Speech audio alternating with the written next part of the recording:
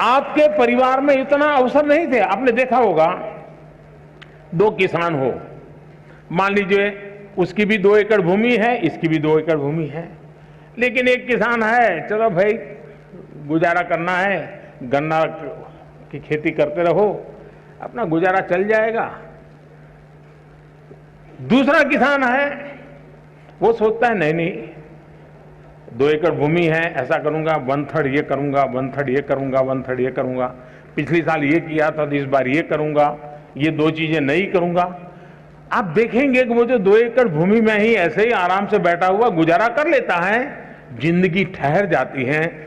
जो रिस्क लेता है, प्रयोग करता है, नई चीज लेता है, नई चीज जोड़ता है, वो इतना आगे बढ़ जाता है कि जिंदगी में कहीं रुकने का नाम नहीं लेता है। वैसा ही हमारे जीवन में है। हमें गर्व करना चाहिए कि हम इतनी स्पर्धा के बीच में अपने आप को प्रूव कर रहे हैं और हमारे पास अनेक चॉइस है। ये स्पर्धा नहीं तो वो स्पर्धा नहीं तो वो स्पर्धा नहीं तो वो, ये रास्ता नहीं तो ये रास्ता, ये रास्ता नहीं तो ये रास्ता।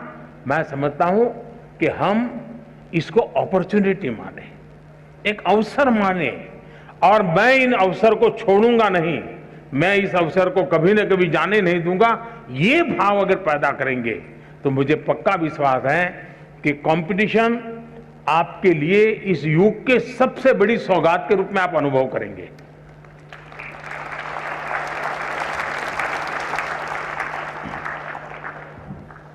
सर, अब इतने सारे यंगस्टर्स के आइकन हो, रीजन, आप सिर्फ बोलते हैं और जो बोलते हो वो करके दिखाते हो। सर, एक प्रश्न है। भारतीय ग्रामीण अंचल की बालिकाओं हेतु अनेक योजनाएं चल रही हैं। इसकी प्रगति के लिए हमारा समाज क्या योगदान दे सकता है? कृपया मार्गदर्शन दें। धन्यवाद। वैसे मैं समझता हूं कि स्थितियां काफी बदली हैं। पहले के समय में जब शिक्षा की बात आती थी तो माँ बाप को लगता था कि बेटे को पढ़ाना चाहिए। अपने लिमिटेड संसाधन से भी उनको लगता था कि इतने ही स्थिति है, चलो बच्चा पढ़ेगा तो कुछ कमाएगा। और कभी कभी कुछ माँ बाप ये भी कह देते थे, अरे बेटी को पढ़ा के क्या करना है भाई, उसको नौकरी थोड़ी करवानी है, अब वो तो अपना ससुराल जाएगी, वो अपना जिंदगी का गुजारा कर लेगी। ये मानसिकता का कोई एक कालखंड था। हो सकता है आज भी कुछ गांवों में कहीं पर इस प्रकार की मानसिकता बची हुई होगी, लेकिन बाय एंड लार्ज आज स्थितियां बदली है और समाज बेटियों के सामर्थ्य को जानने में अगर पीछे रह गया तो वो समाज कभी आगे नहीं बढ़ सकता।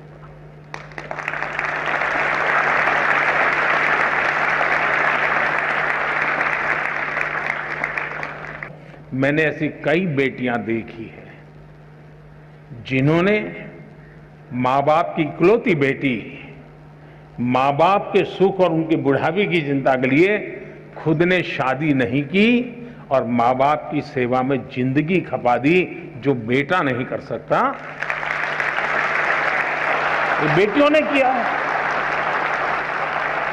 और मैंने ऐसे भी परिवार देखे हैं कि घर में 4 बेटे हैं, 4 बेटों को 4 बंगला है, सुख चैन की जिंदगी है, दुख कभी देखा नहीं है, लेकिन माँ बाप वृद्धाश्रम में जिंदगी गुजार रहे हैं। ऐसे भी बेटे मैंने देखे। इसलिए पहली बात है, समाज के अंदर बेटे बेटी एक समान, कोई भेदभाव नहीं, ये आज के युग की अनिवार्यता है और हर युग की अनिवार्यता है। और भारत में कुछ विकृतियां आई हैं, आने के कुछ कारण रहे होंगे, लेकिन ये देश गर्व कर सकता है। अगर गवर्नेंस की बात याद करें तो किसी जमाने में अहल्या देवी का नाम आता था बेस्ट गवर्नेंस के रूप में। कभी वीरता की बात आए तो रानी की झांसी लक्ष्मीबाई का नाम आता था वीरता के लिए। बेटियां ही तो थी।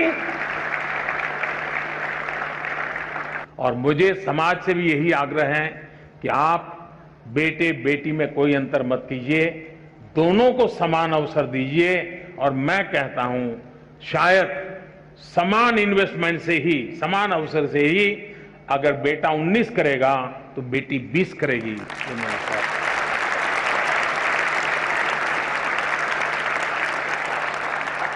कि हम सचमुच में जीवन में आनंद की अनुभूति करनी है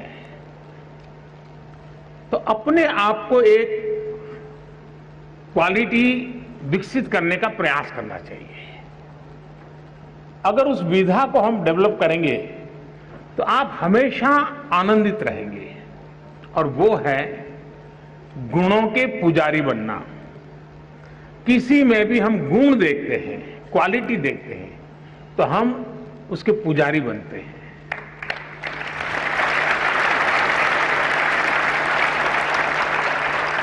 उससे उसको तो ताकत मिलती है, हमें ताकत मिलती है, हमारा स्वभाव बन जाता है कि जहां भी देखें अच्छी चीजों को ऑब्जर्व करें, कैसे अच्छा है वो ऑब्जर्व करें, उसको हम स्वीकार करने का प्रयास करें, खुद को उसमें ढालने का प्रयास करें, इनोवेट करने का प्रयास करें, जोड़ने का प्रयास करें।